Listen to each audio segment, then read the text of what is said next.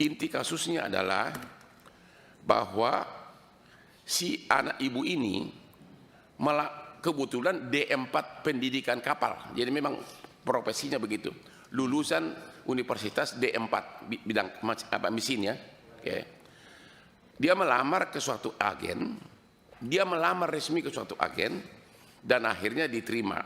Dan si agen ini mengatakan bahwa nanti kaptennya si ini, tapi si anaknya ini tidak pernah ketemu kaptennya. Tidak pernah ketemu dan tidak kenal.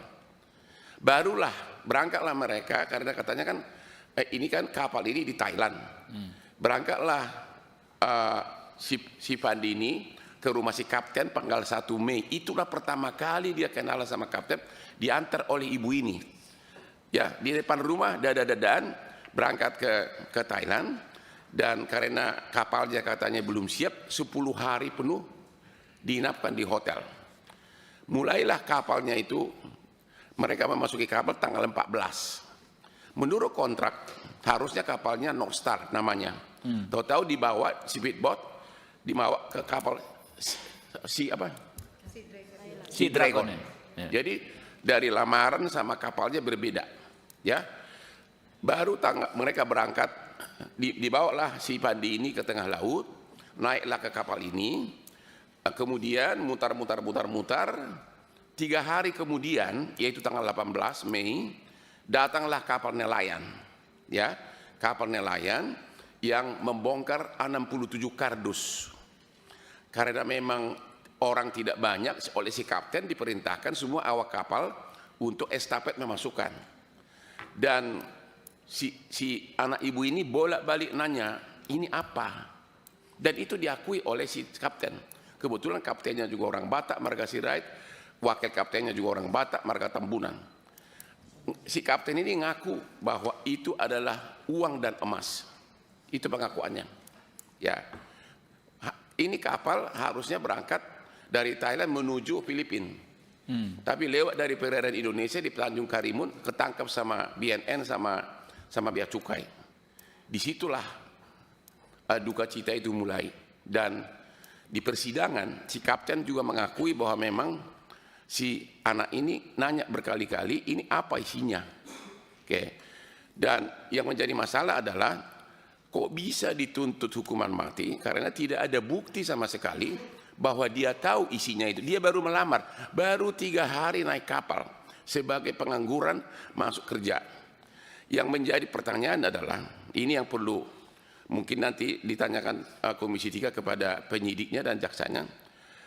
Kalau seorang kapten kapal berangkat ke Thailand untuk narkoba 2 ton yang katanya harganya 4 triliun. Mungkin enggak si pemilik narkoba tidak kenal si kapten ini? Mungkin enggak dia percayakan 4 triliun kepada orang yang baru dia kenal? Itu yang kita bilang logikanya tidak ada, tapi tiba-tiba dituntut sekarang hukuman mati. Kira-kira ada entah 3 hari saya dengar anak saya tertangkap membawa narkoba. Makanya kami sebagai orang tua, kami terkejut, Pak. Kok bisa dia bawa narkoba? Kapalnya kok bisa jadi kapal tanker? Dijanjikan kapalnya kapal kargo. Di kontrak kerjanya pun kapal kargo. Jadi saya selaku orang tua, saya mohon keadilan sama Bapak, membantu saya untuk menyelesaikan masalah anak saya ini, Pak. Saya mohon, Pak, karena saya tanya anak saya, dia tidak mengetahui barang itu, Pak. Saya tanya, jadi tahunya dari mana? Setelah penangkapan, Mak, barulah tahu saya itu bawahnya itu narkoba. Jadi apa kamu nggak bertanya? Saya tanya, waktu barang itu masuk disuruh kapten kami mengangkat. Begitu saya angkat, saya udah nggak enak. Saya bilang sama kawan, ya kok ini barangnya, tapi kita mau bawa minyak. Kalian nggak curiga? Kenapa ini tak betul lagi. Masa kapalnya bawa ini kotak-kotak, ini tak betul lagi, mana tahu ini isinya bom. Itu anak saya bilang, Pak. Jadi kata kawan-kawannya. Dan itu dalam persidangan, ucapan dari anak ibu diakui oleh si kapten dalam persidangan bahwa Pak. memang si anak ini terkonfirmasi ya, Pak. Ya, ditanya di sidang, si kapten maupun ada wakilnya Pak Tambunan mengakui memang si anak ini bertanya ini apa. Oke. Gitu. Tapi di persidangan si kaptennya tiba-tiba ngaku bahwa isinya dia tahunya emas dan uang. Iya. Jadi bagaimana mungkin 4 triliun, ya 4 triliun dia nggak tahu, dia dipercaya oleh si kapten, oleh si pemilik kapal. 4 triliun nilainya. Mungkin masih ada, silakan. Sudah itu paginya nggak enak dia, didatanginya kaptennya ke atas, ditanyanya, Cap, itu barang apa? Ayo kita periksa. Mana tahu itu entah bom. Enggak di, katanya itu uang sama emas. Jadi disambung anak saya lagi, kalau itu uang sama emas, Cap, kenapa dimasuki di ruang palka? Saya tak tahu ruang palka itu apa, Pak. Kenapa dimasuki situ? Enggak apa-apa di, biar aman katanya. Begitu anak Jadi saya itu diakui bilang. di persidangan. Iya, diakui semua kawan-kawannya, kapten pun mengakui, Pak. Udah itu si Pandi disuruh lagi mencopot di bendera. Dibantah bikin anak saya lagi, Pak. Kenapa dicopot lagi benderanya, Cap? Apa nanti enggak bermasalah? Setahu saya kalau belayar, kapal kita belayar tak boleh dicopot di benderanya. Enggak apa-apa. Kata si kapten, selagi kita belayar enggak apa-apa, nanti kita ganti. Benderanya udah jelek, dibilangnya gitu. Anak saya enggak sanggup menaikkan ke atas itu, Pak, mencopot benderanya, digantilah sama si Leo. Barulah itu tercopot benderanya. Itulah terus, Pak, enggak lama kami dapat informasi tertangkaplah kapalnya. Begitulah cerita anak saya. Penyidik dan kejaksaan JPU mengabaikan fakta di BAP maupun fakta persidangan.